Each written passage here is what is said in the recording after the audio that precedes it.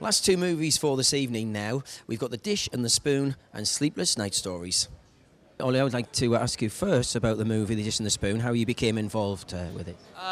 Well, I met Alison actually on another film, which didn't end up happening, but we worked a little bit on that film, and then that movie fell through, but she still wanted to work with myself and Greta Gerwig, who's the other actress in the film. So she wrote a movie for us two, and we did it.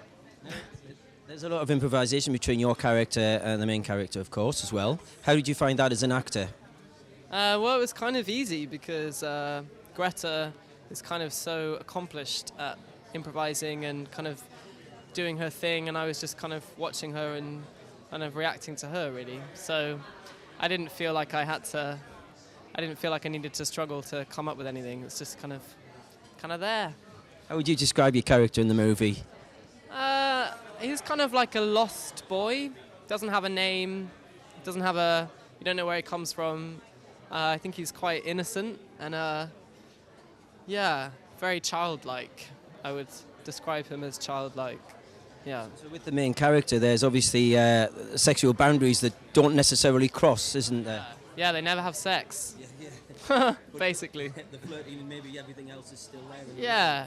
I think we were all interested in how kind of when you go through trauma and these two people find each other when they're kind of in the midst of heartbreak, and sometimes it's hard to kind of be sexually intimate with someone when you're traumatized, and it seems like the natural thing for a guy and a girl to, when they meet and they feel something for each other, to then have sex, but we thought it would be more interesting if they felt like they couldn't actually be that intimate with each other.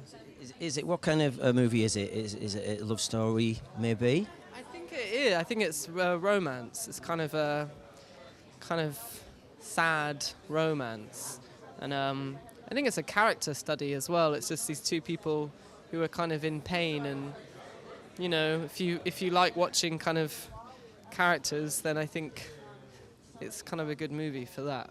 What is the movie about, and is it about relationships, the highs and lows of relationships, maybe?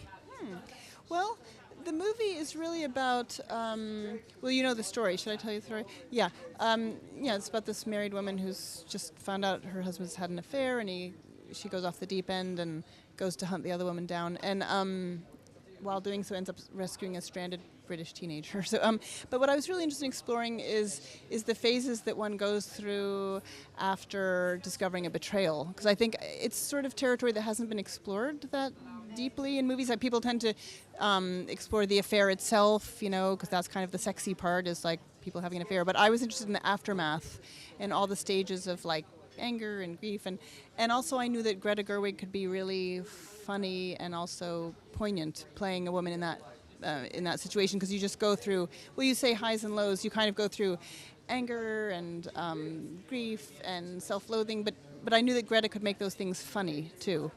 Very briefly. Very brief. So you brought out the bitterness in somebody like that, maybe. Say it again? She brought out the bitterness in a character as somebody who's been betrayed, maybe. Yeah, I would say she really brings out the rage, but also she's so comical, because I think people, when they're in the throes of something like a betrayal, they really forget themselves. It's just like when you see couples fighting in public and you're like, gosh, aren't they embarrassed? Like everyone can hear them, but they're not embarrassed because they're so, involved in their argument or their crisis. And Greta's like that too. She's completely forgotten herself. I mean, she's left home in her pajamas. She goes out at 6 a.m. in the morning to buy beer and donuts, but she's forgotten her wallet at home, so she's like borrowing money from the cashier to buy the beer. I mean, she just has lost all, pride. And so I think it's just interesting exploring people, exploring those moments when you just have reached the absolute depths, but then you rise out of them. And I also am interested in those moments that you think are the worst moments of your life that in hindsight end up being quite magical and special, but you don't realize at the beginning. You've been making these diary films or the ideas have been coming for over 60 years now. Yeah. Why now? Why did you feel that it was the appropriate time to bring it to a wider audience? No, I did not. No, I have I never brought them to the wider audiences. The London Film Festival is not a wide audience. It's a still very limited audience. It's a festival audience. How many hundred? That's like 500 or 1,000 or whatever. Festivals is a limited, festival audience is a limited audience. You realize that? Do most of your ideas, your narrative and your ideas, come at night or before you go to sleep or when you are awake? All the time, all the time. I'm with my camera all the time, and when suddenly I feel like, something is there, I should really tape it, or used to film, now I tape. Video you tape, you don't film, but it's still moving images. So I never know what I will tape, as I go through my life. Yes. So what you will see some 25 or 30 little stories taken from real life. And what is a story? That's a question. What is a story? Yes. There are big stories and there are small stories. Every day has many little stories. Each of us go through many little stories every day. And they are as important as, sometimes they are more important than those big stories.